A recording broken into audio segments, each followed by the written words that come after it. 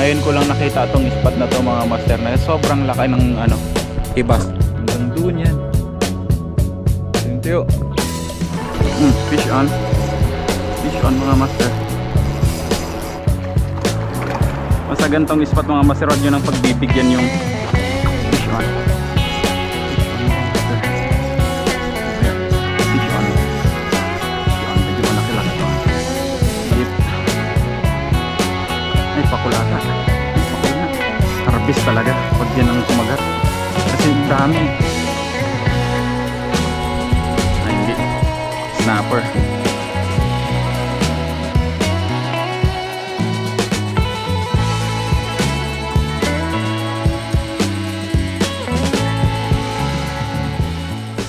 Yun po, good morning sa inyong lahat mga master.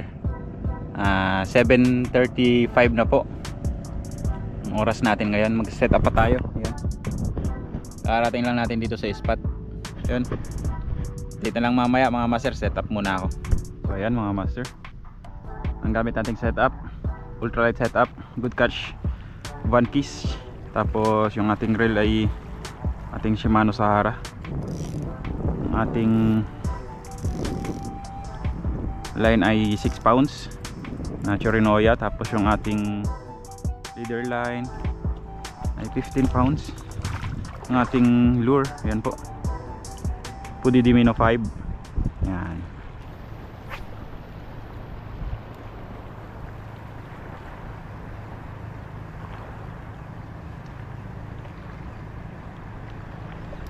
Fish on. Fish on mga master. Dali siya oh. Lapu-lapu na maliit.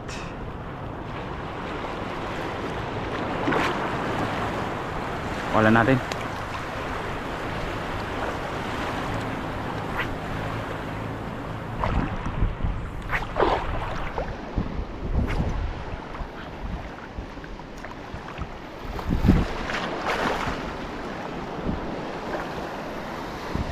Fish on.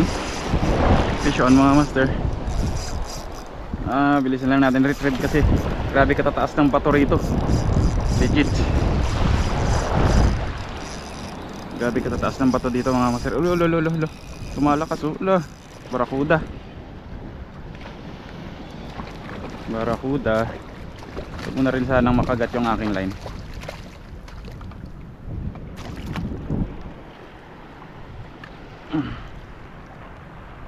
Kaya pala biglang lakas siya eh. Yan o. Good size kaagad na barakuda.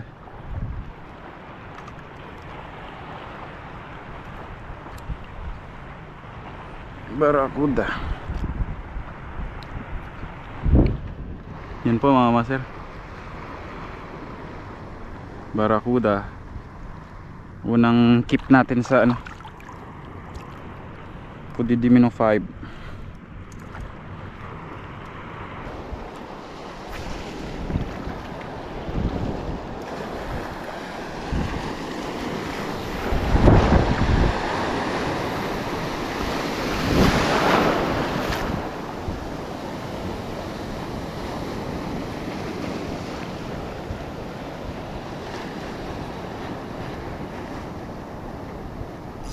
Fish on. Ay, siniksip pa nga. Grabe naman kagaling ng mga isda dito. Siniksip pa nga. Try nga nating abantiin to. Parang mababaw man ito. Ba't parang gano'n na lang nila isiksik yung lure natin.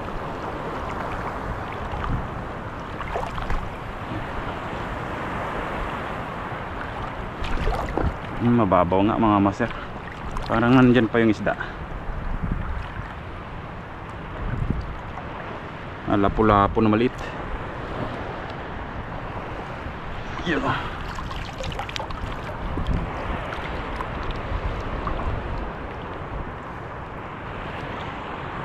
Yan po, honeycomb grouper. Honeycomb grouper.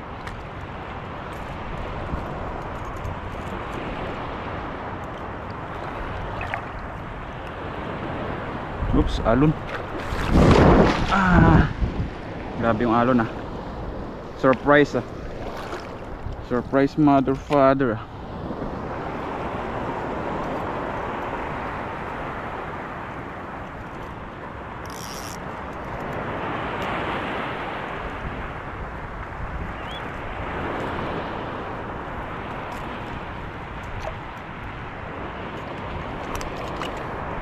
Yan, pakawalan natin. Bye bye. Kagat ka ulit pag yung malaki ka na.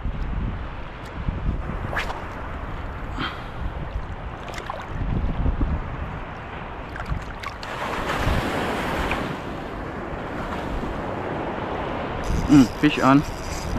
Fish on mga master. Bilisan natin. Baka isiksik na naman. Batuan yan. Grabe. Andyan ka pa ba? Basta gantong ano, basta gantong spot mga master, wag nyo nang pagbibigyan yung i-strike sa inyo kasi sigurado yan kanuping mga master. Sigurado yun, sasabit pa yan.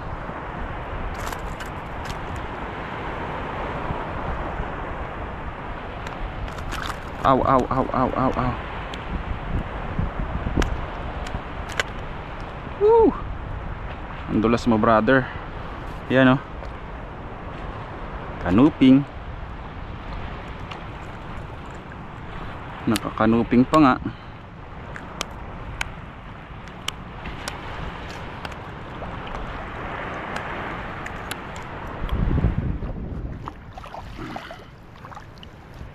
Pangalawang isdang ikikip natin mga master. Tagal kasi magdating ng gloves natin mga master. Butas na rin kasi yung gloves natin na isa. Sakit sa kamay yung ano, walang gloves. Kasi yung mga isda, grabe makapalag. Lalo yung kanuping na yan. Grabe makatusok yan mga master.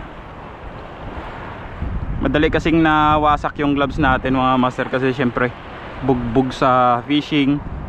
Tapos yun, gamit din natin yun siya sa jigging.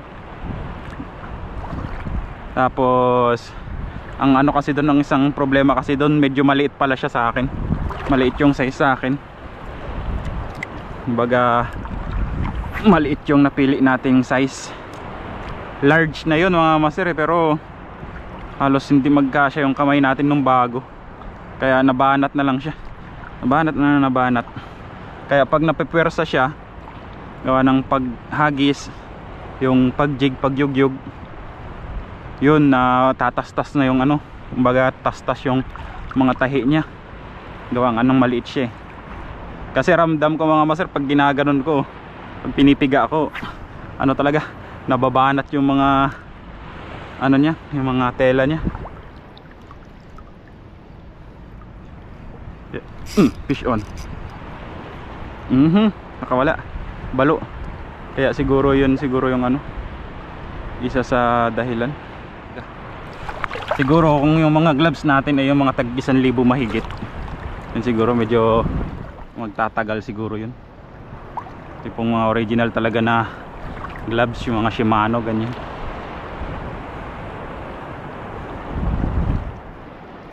Siguro magtatagal yun. Pero grabe naman din kamahal. Magaya hindi ko rin afford mga master yung ganong kamahal na gloves. Tapos yung ano, di ba mga master, yung nakita nyo yun, yung mga Shimano na ano, mga tsinelas na pang fishing, mga sapatos na pang fishing. Nako po, ganda sa mata pero ang sakit sa bulsa. Magtagal din kaya yun mga master sa ano, sa gantong mga spot, sa mga pinupuntahan nating spot. Yung tipong lusong-lusungan, ang kailangan lumusong tapos yung spot ay ganito katalim yung bato. Tagal din kaya siya. Kasi yung gamit natin Duralite mga master, pag gantong dire-diretso tayo sa casting, 3 months 3 months lang ang, uy, fish on dito lang sa tabi. 3 months lang ang ano, tinatagal ng tsinelas natin. Sigaras.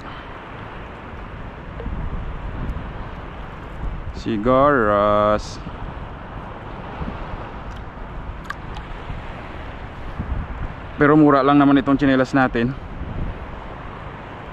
Dati 160 lang ito dati. Ngayon parang nagmahal na ata, parang 180 na ata, ganun, 170. Sana all nagmamahal. Pero goods pa rin, afford pa din. Tsaka matibay siya mga master eh. Kung ikukumpara natin siya sa mga ibang mga tsinelas na yung nabibili lang dyan sa mga bangke-bangketa, yung mga Crocs na imitation. Gumamit din kasi ako nyan mga master. Pag gantong dire-diretso yung fishing natin, saglit lang, 1 buwan lang mahigit, pudpud na. Manipis kasi yung swelas nyan mga master eh. Strike yun manipis yung swelas, tapos malambot din yung swelas. Kaya yun yung problema dun. Tsaka kung bibili kayo ng tsinelas mga master, advice ko lang, kung ganito yung mga spot nyo, yung mga may plano kayo mga maglusong-lusong, bili kayo ng mga tsinelas nyo, huwag yung mga butas-butas sa ibabaw. Ganito mga master, maganda yung mga parang buo, parang sapatos siya.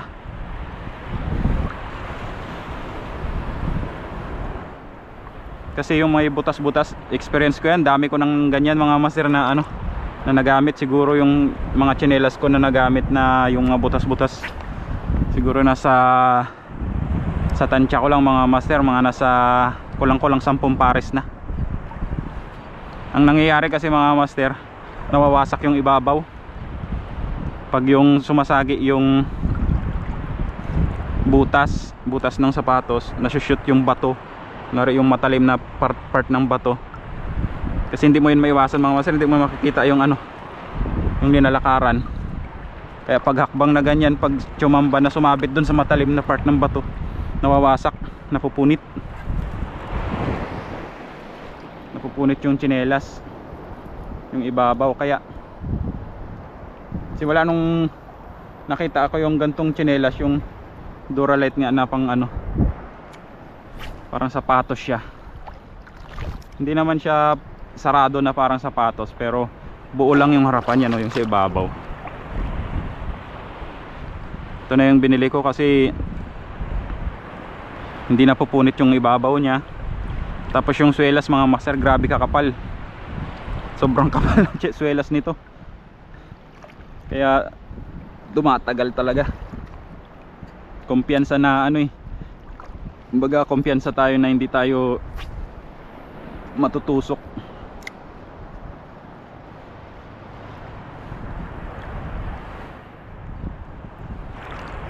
Kahit barakuda lang yung mahuhuli natin mga master, guwap, suwabe sarap kasi ng barakuda eh. Tapos maganda rin yung laban nila.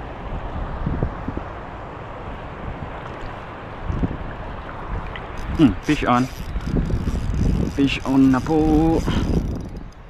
Malamang lapo-lapo na naman ito.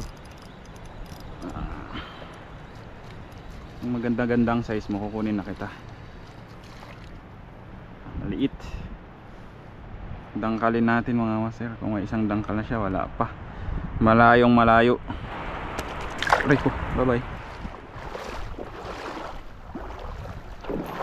So ayan mga master, medyo tayo, medyo malayo-layo na rin tayo dun sa pinanggalingan natin kanina. Try natin dito. Ayan, daming bato na nakalutang. Try natin maghagis sa sa lampas niya. Dito nakakakuha ako dito ng dati, mga kanuping tsaka mga snapper sa lampas nitong batuan na to.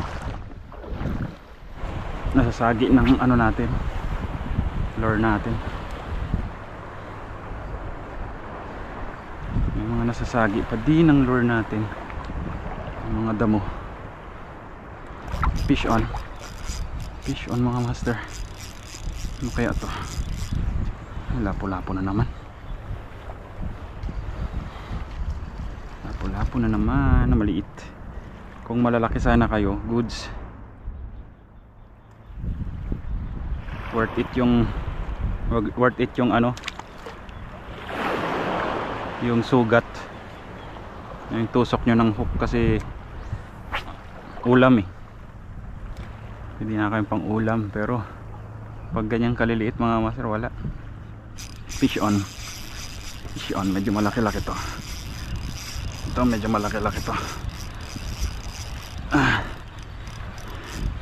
Mabigat-bigat to, huwag nyo lang isabit. Ay, pakulata. Ay, pakul nga. Kaya pala ganun yung galaw eh, pahinto-hinto.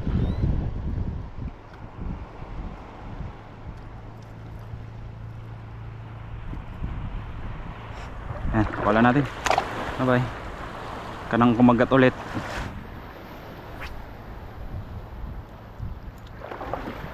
Pag umayon lahat ng ano, kumbaga umayon yung panahon, yung mga isda naman ng ano, hindi magkain, mahina kumain.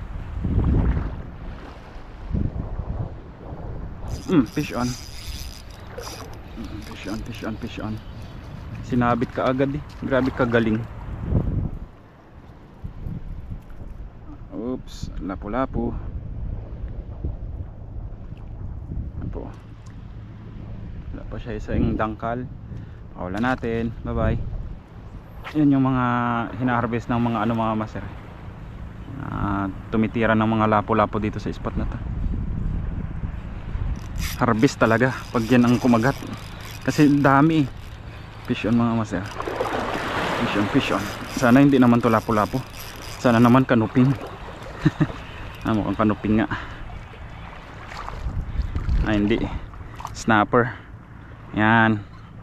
Ito yung mga sinasabi kong mga snapper mga master na kumakagat dito. Mga kasarapan ng size.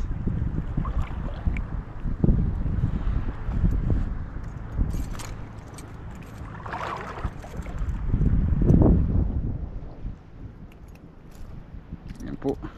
Keep natin. Ayos pala sana kung yung isang gamit natin na lagayan ng isda, yung may palutang, yung galing kay Master Migs. Shout out sa iyo, Master. Makati na ba? Makati na ba ang kamay? Dahil walang fishing. Makati na ba ang kamay kasi walang fishing? Tagal na yung walang fishing mga master. Shout out sa iyo, Master.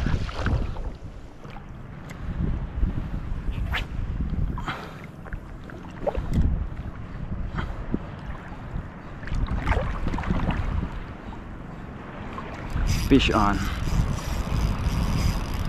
mga master.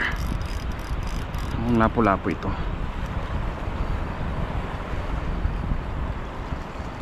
Once na hindi na yan lumaban mga master, lapu-lapu yan. Yan o, ang lilit ng lapu-lapu dito.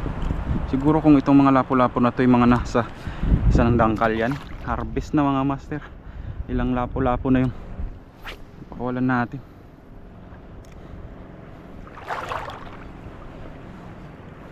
Maliliit eh. Sabagay mga ganyan kasi mga master, halos ganyan lang talaga yung ano nila, regular na size nila. Liliit lang talaga. Kaya ganyan yung marami. Kumbaga yung mga malalaki, ano lang, madalang lang. Sa isang area siguro konti-konti lang yung mga malalaki nila.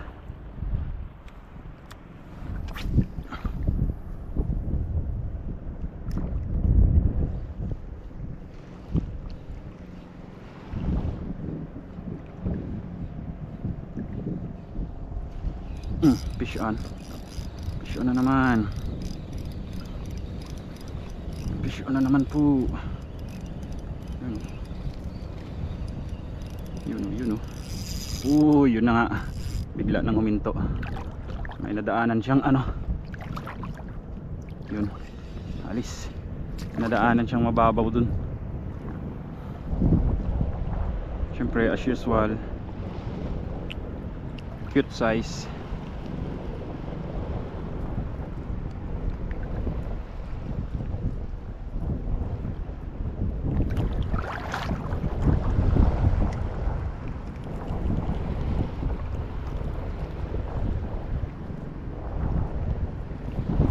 tapos kung tuhugan lang mga master, kung ang laban ay punuan ng tuhugan, puno ang tuhugan dito, gantong spot. Yan, bye bye.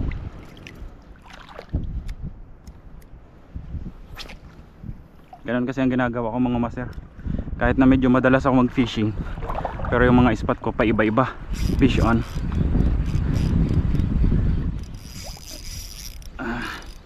Pero syempre hindi naman natin pwedeng mapilit yung ibang tao na gayahin yung mga style natin, kasi sino ba nga naman tayo, di ba?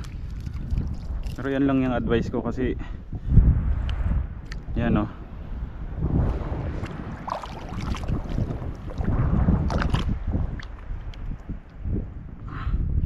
pag nakakuha kayo sa isang spot, palipasin nyo ng ilang linggo para naman magkaroon ng chance yung isda na makarecover, or yung spot makarecover.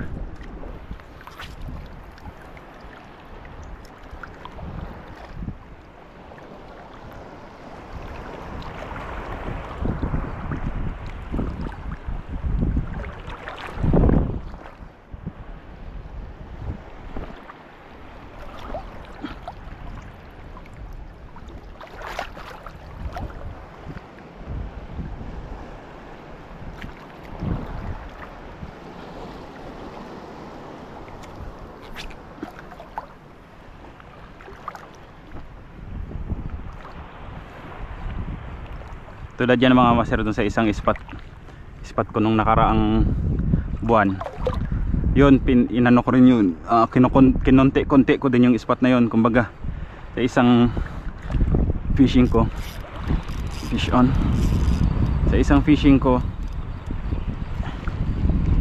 maliit lang na ay, kumbaga may area lang na may area lang ako na hinagisan sa isang session, tapos sunod na session ulit, sunod na balik ko, doon naman ako sa kabilang area na hindi ko nahagisan. Ganun lang, kaya yan mga master, release natin. Kaya kung pansin nyo mga master, may nakukuha ako madalas may nakukuha ako, kasi ganun ang gawa ko mga master. Kumbaga yung isang area nakakapagpahinga. Tapos susunod, galaw na naman ako dun sa susunod na area. Pag natapos ko yung isang spot na yun mga master, isang lugar na yun, strike. Pag natapos ko yung isang lugar na yun, hagisan, baga lahat ng area niya, lahat ng pwedeng hagisan, lilipat naman ako ng ibang lugar, baga ibang spot naman. Tapos gano'n na naman ang gagawin ko, konti-konti na naman, hindi talaga yung sagad,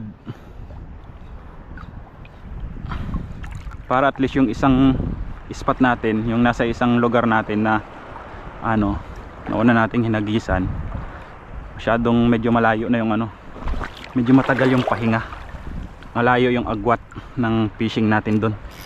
Fish on mga master. Trompeta ata to, trompeta nga.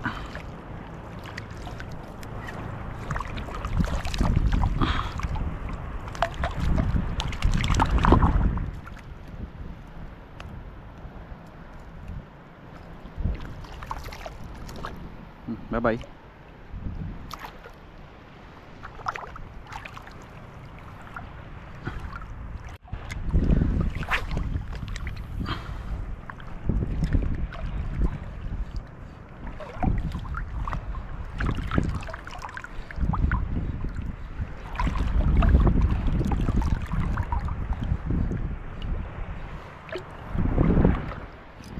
Ang nangyayari kasi fish on.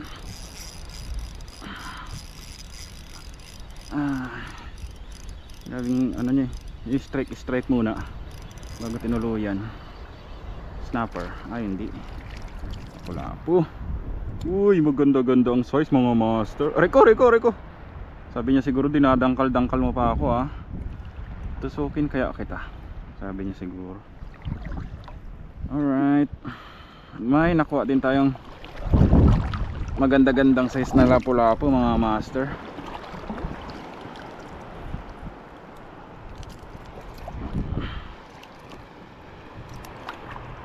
Yan po, sandangkal siya mahigit. Ay hindi, sakto pala, nagbabaluktot kasi yung katawan niya.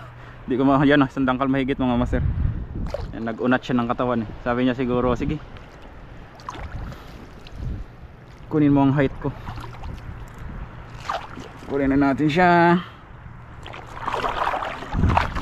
Sa dinabi-nabi ng pinakawalan ko, iisa lang yung pwedeng ikip. Riko. Dami-dami ng lapo-lapo na nadali natin mga master. Isa lang yung naikip natin. Grabe. Sobrang dalang ng mga ganyan, mga umaabot ng ganyan kalalaki.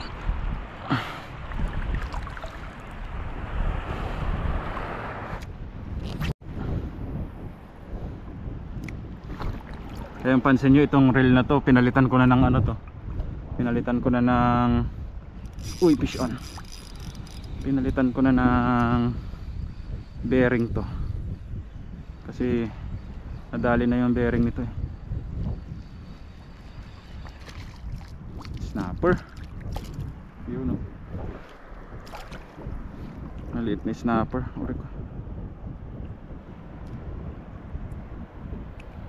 Ayan po, pakawalan natin para lumaki pa siya at makatulong siya sa pagpaparami ng mga snapper dito sa spot na to.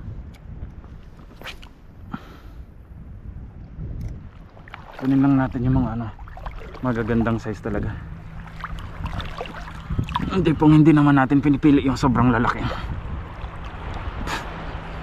Mga saktuang size lang, katanggap-tanggap na din para sa atin.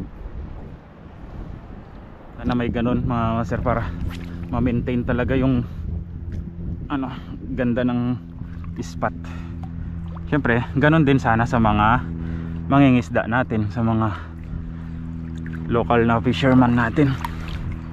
Kasi sa ating mga, kung sa ating mga angler lang, wala. Fish on. Fish on mga master, malaki-laki to. Snapper. Kasi kung sa mga angler lang at hindi i-implement sa mga local na fisherman or yung mga fisherman natin, sorry na po.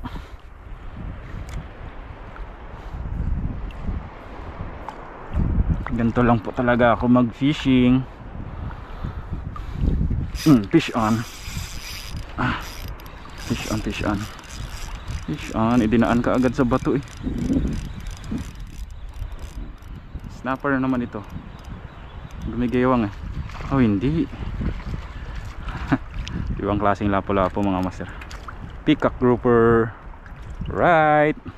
Good size na rin na peacock grouper oh. Haba. Yan oh. Yan mga master. Sandangkal mahigit. Nasa ito 9 inches mahigit or 10 inches.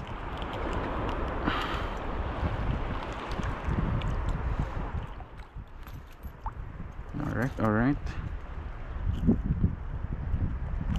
Kung gusto niyo pong malaman kung gaano yung actual na haba ng mga isda na nakuha ko, check nyo lang po. Ito nasa to, sabihin na natin 9 inches. Bumabaluktot kasi siya. Mga 9 inches mahigit. Check nyo na lang po sa sa tape measure nyo or sa ruler kung gaano kahaba yung isda. Hindi naman siya sobrang laki mga master. Hindi talaga siya sobrang laki. Katamtamang size lang ang mga nakukuha natin. Panay lang ang pitik. Hindi na natin tinutuluyan yung lure.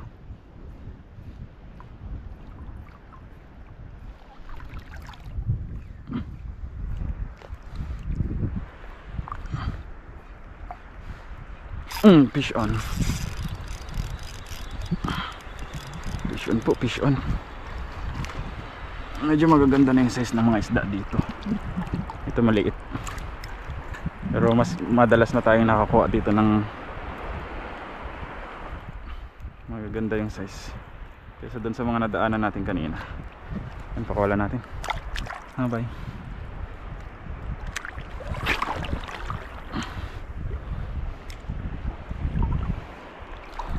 So ayan mga master, itong spot na to, kung hindi natin ito matapos mga susunod na fishing natin, pwede pa natin itong balikan.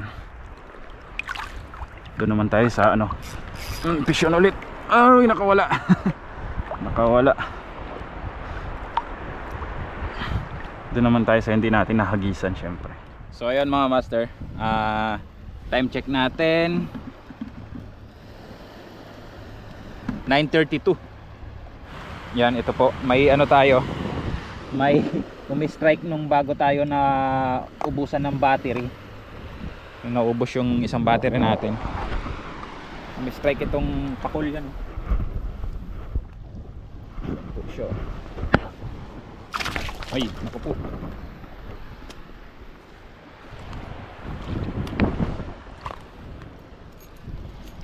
Naku siya.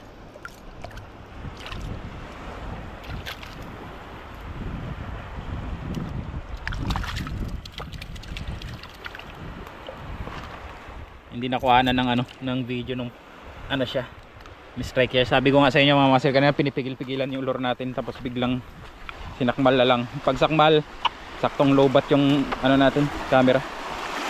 Yan po. Pala natin. Bye bye. Long way show. Balik siya dito sa tabi oh. Ay, layo ka na.